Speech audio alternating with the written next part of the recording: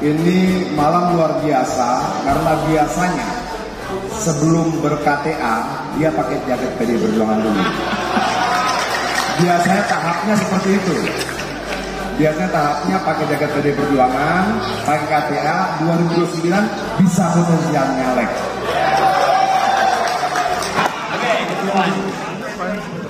Saya tahu semua orang sedang mengintai keretakan di kabinet karena 100 hari. Tapi sebagian orang menginginkan keretakan kabinet diplester oleh PDIP. Jadi PDIP adalah faktor hari ini. Kalau kita lihat lambang negara, Garuda itu perisainya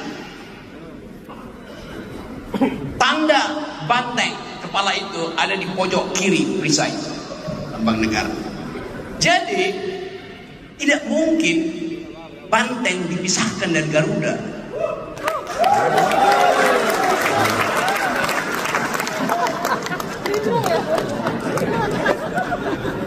Garuda hanya disebut Garuda kalau perisainya ada banteng di sebelah kiri. Terangkan pada teman-teman Gerindra maksud saya.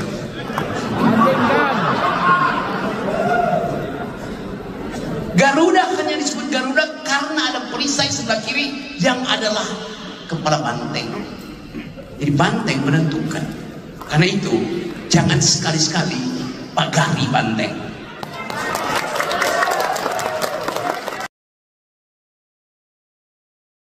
Atau lebih tepatnya beranak dan bermenantu.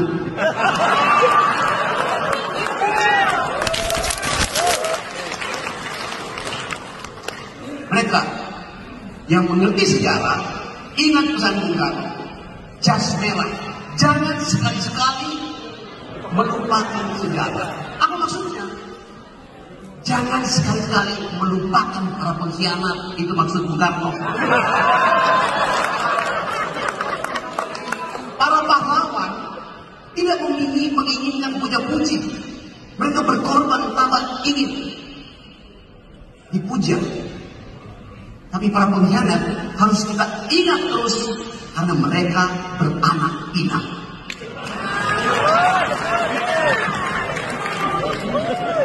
Atau lebih tepatnya beranak dan bermenantu.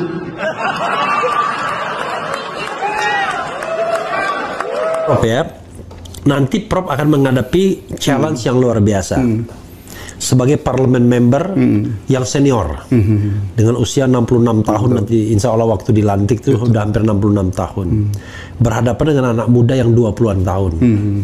Wah, yang gayanya mungkin datang pelantikan dengan Mercedes Benz-nya, dengan BMW-nya, dengan mobil Rubicon-nya dan lain sebagainya, ya kan? Dan mereka adalah anak-anak orang kaya. Karena kalau saya udah pastikan kalau 20-an tahun jadi anggota parlemen pasti mereka anak-anak orang kaya semua itu. Entah bapaknya, entah mertuanya dan lain sebagainya. Dan ternyata sama aja, ketika mereka miskin mereka korupsi, ketika kaya mereka lebih korup juga. Karena kayak Fata Morgana nggak pernah puas. Iya, karena level korupsi mereka berbeda jadinya kan. Dan konon katanya biasanya yang anggota DPR yang idealis itu ada dua kemungkinan. Dia ikut nyemplung biar dia nggak dimusuhin, atau dia satu periode aja berhenti. Let's see, tapi saya kalau saya tidak bermaksud sok suci ya, itulah pentingnya beragama. Itulah pentingnya bahwa akhirat itu ada dan kita yakin bahwa saya kan ya, seperti Refli bilang tuh, saya sebenarnya manusia paradoks itu, punya jiwa yang kanan gitu. Nah, tetapi saya kan berkesimpulan Refli ya. Kebajikan tanpa power lumpuh. Nah, power tanpa kebajikan brutal. Saya berdoa pada Allah di sisa hidup saya di dunia ini ingin menjadi bagian sebagai dakwah kebajikan, bukan gitu ya. Begitu ya, saya ingin punya power tapi untuk kebajikan karena rakyat kita miskin. Dan saya kebetulan Refli ya, mudah-mudahan ini ya Allah bukan ria, saya penolong Refli. Sejak di Gebang dulu itu, hanya Refli gitu, saya terkenal penolong itu. Salah satu yang fitnah saya kan gara-gara sumbang menyumbang gitu. Begitu ya. Jadi saya ingin, cuman kan kalau nolong sendiri kan paling setahun berapa 200 juta. Tapi kalau dengan policy kayak, nah itu menyinggung soal misalnya makan siang Pak Prabowo minta maaf ya, mungkin bahwa benar, tapi Bapak seperti memberi ikan bukan kailnya ya.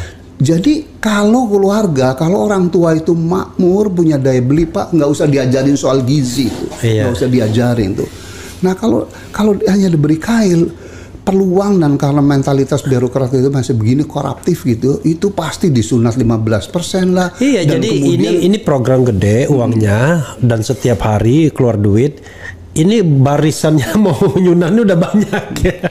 Refli, saya kemarin Rohandi juga tim sukses saya setahun di rakyat tuh. Mohon maaf Pak Jokowi, mudah-mudahan Bapak bertobat tuh. Attitude Bapak yang setiap kunjungan tuh memberikan sepeda, kaos, nasi bungkus, luang itu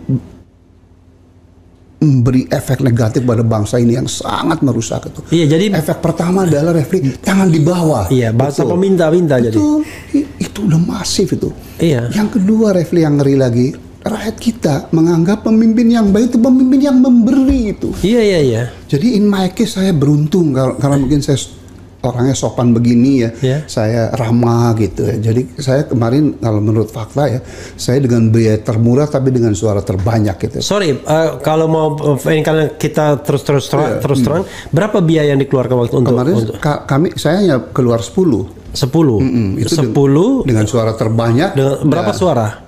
98.000 itu suara terbanyak ya. 98.000. Suara kedua Pak Daniel tuh orang Golkar tuh, itu 80.000 sekian itu suara ketiga si Dev Laksono. Tapi begini, saya even ya, saya membayangkan Prof ya, 10 itu kan meaning, ya kan? Iya. Nggak mungkin bagi orang Indonesia tidak ada. Saya kalau 10 harus koma tuh, untungnya 90% dari itu sahabat saya yang bantu. Oh ya, I know. Maksud saya itu realistis dengan demokrasi. Tapi maksud saya, bagaimanapun akhirnya even kita tidak melakukan money politik ya, tetap aja ongkosnya gede banget tuh.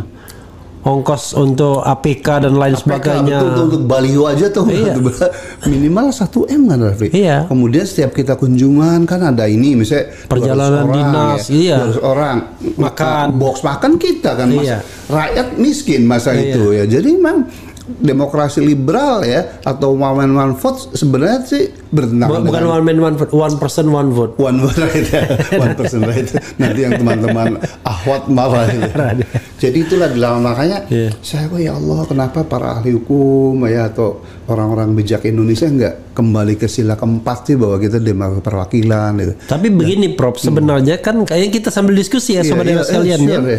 Kan itu kan soal niat elit aja. Betul. Kalau elit punya niat untuk pemilu murah, so easy. Betul. Caranya apa? Ya sudah, orang tidak boleh kampanye pakai baliho, tidak boleh ngasih merchandise, APK dan lain sebagainya. Dia hanya boleh bikin dia hanya boleh bikin baliho kan mahal kan. Dia kalau mau bikin selebaran silakan, tapi nggak usah lalu. Ya udah media sosial aja. Betul ya. Sekarang pertanyaannya adalah berapa jangkauan media sosial atau berapa orang yang memiliki akses terhadap handphone di Indonesia? Berapa persen? Itu udah tinggi ya, mungkin 90% lebih. Bayangkan.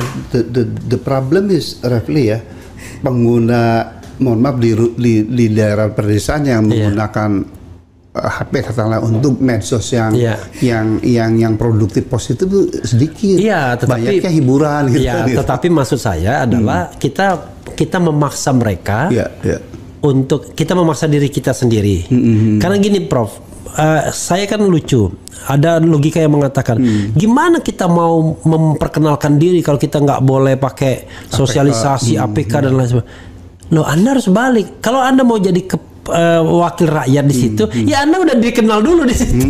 Betul. Kan lucu logikanya. Jadi yang dipikirkan Refli dan teman-teman idealis sama saya pikirkan juga. Jadi harusnya memang ada kesadaran kolektif ya. Ini kan kalau dalam bahasa ekologi ya tragedy of the common gitu. Jadi dulu ada ilmuwan terkenal dari namanya Gareth Hardin tuh. Itu menulis tulisan namanya tragedy of the common. Jadi sumber daya milik bersama tuh tragedi ya, karena setiap waktu itu dicontohkan padang penggambalaan di scientific publication, yaitu setiap si penggembala berpikir kalau saya nggak membalas banyak-banyaknya yang lain gitu, karena semua berpikir begitu jadi overpopulation gitu. Karena itu menurut saya from the beginning kita harus strict. Kenapa saya mengatakan tidak boleh ada APK, tidak boleh ada spanduk, tidak ada berselebaran? Karena kalau kita memberikan peluang untuk itu, yang lain ikut. Betul, karena takut kan yang lain ikut. Lama-lama ya sama juga, oversupply juga. Tapi kalau dari awal no sama sekali, kenapa? Nanti gimana? Enggak, kita mau mendidik rakyat kita agar mereka tidak terbiasa menerima barang setiap pemilu. Karena itu. Kalau 2-3 pemilu sudah benar, tidak ada money politics, kesananya gampang. Baru kemudian kita pelan-pelan kan gitu. Tapi sekarang orang udah tahu. Ngapain kita pergi ke daerah? Yang penting uangnya lebih banyak. Nah, sekarang mereka mendapatkan pembelajaran beberapa anggota yang incumbent. Ada yang berapa kali periode kalah. Kenapa kalah? Ya kalah duit mereka. dengan orang-orang baru yang gila-gilaan uangnya itu. Turun. Dulu juga tidak turun dia. Dulu dia yakin bahwa tanpa turun pun asal ada duit selesai. Jadi Refli, kalau saya boleh share kebajikan ya, saya terus terang DNA-nya DNA yang terbaik aja tuh. Waktu kemarin pun itu saya harus suara terbanyak gitu. Apa kata dunia gitu ya, saya kan cukup dikenal lah gitu. Jadi sih bener-bener hampir setahun tuh tinggal di Cirebon, Indramayu. Dapilnya nama Cirebon, Indramayu. Kabupaten Cirebon, saya lahir di situ. Kota Cirebon, saya SMA 2 di situ. Sama Kabupaten Indramayu ya. Jadi memang sangat memanjakan saya lah, karena saya mantan Menteri Kelautan juga.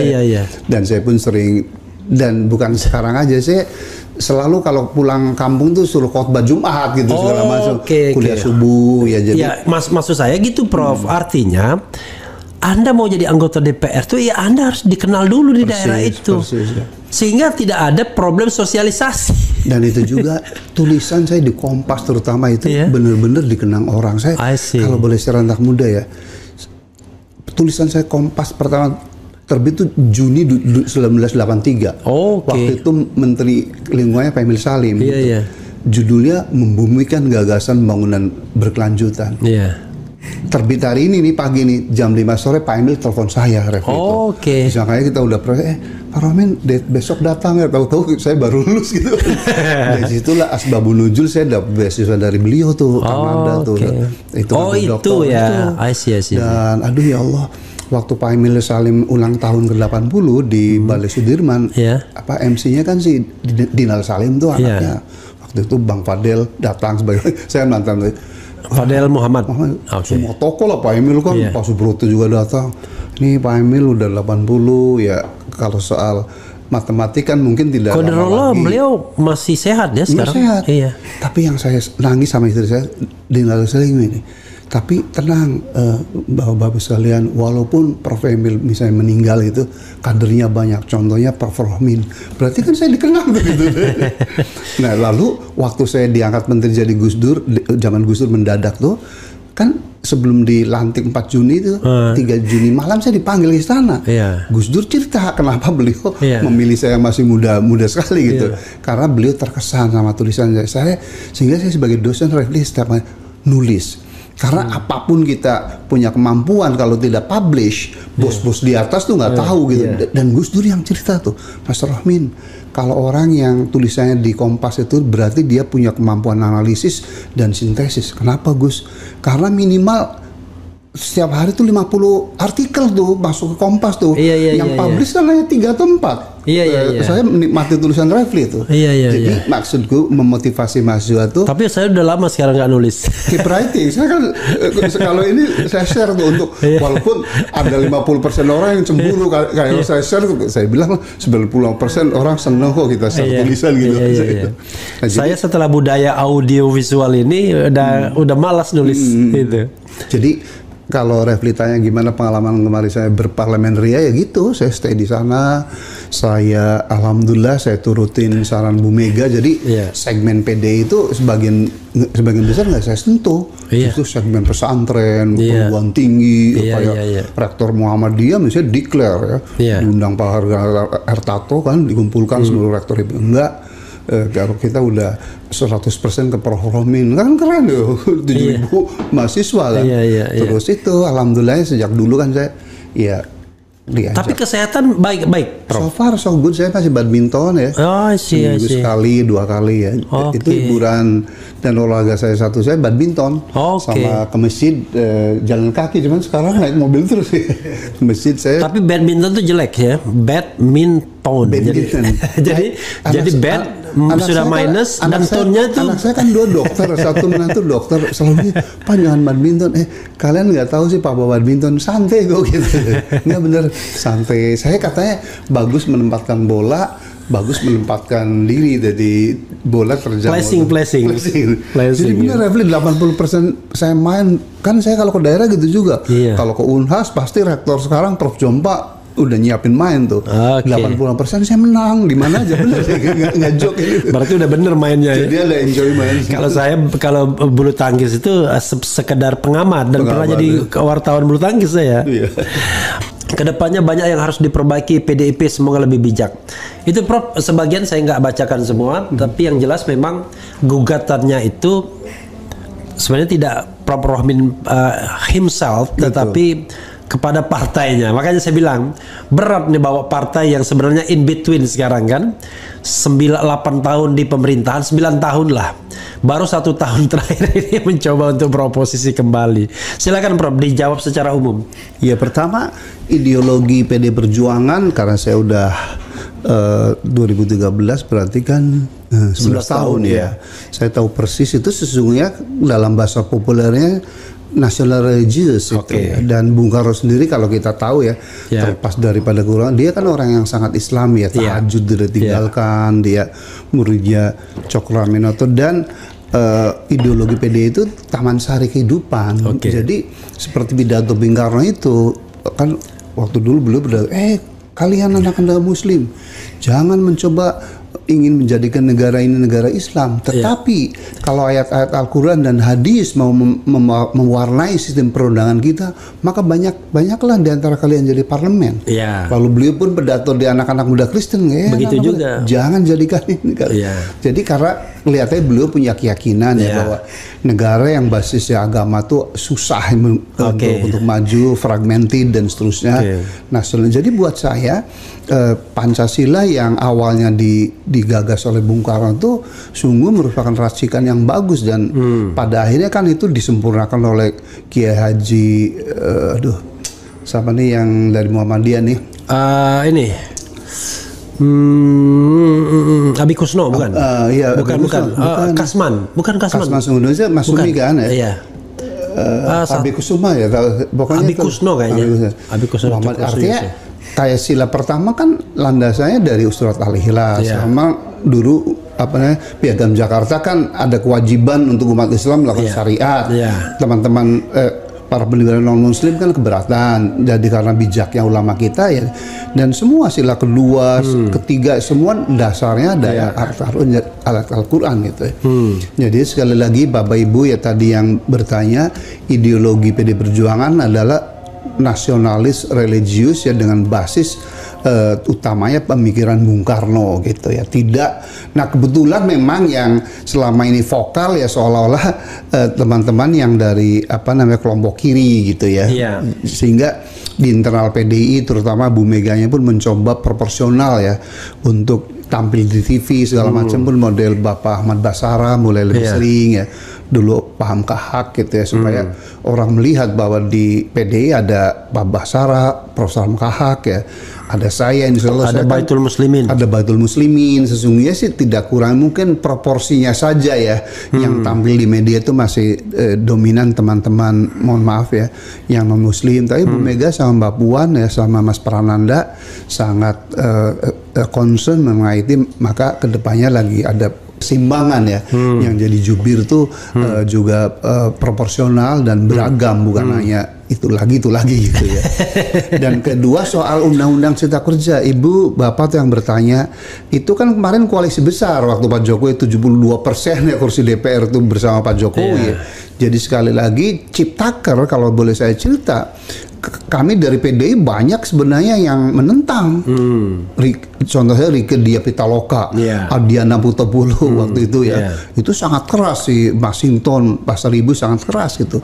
Cuman kan kita negara kesepakatan ya, karena kita ada di dalam pemerintahan, fraksi lain juga mendukung penuh ya, kita menjadi naif kan kalau enggak ini. Jadi makanya sekarang PDI itu dengan mohon maaf Pak Jokowi ya, karena memang faktanya begitu, Bapak kan retak sama Ibu Mega seperti diungkapkan Bang Panda, Pak Hasto dan Sina Adian ketika Bapak minta 3 periode, Bu Mega gak setuju, perpanjangan gak setuju, puncaknya ngotot Mas Gibran kan, dan itu kan dari segala macam kacamata hukum yang benar kan sebenarnya sangat memaksakan dan menyedihkan buat bangsa itu.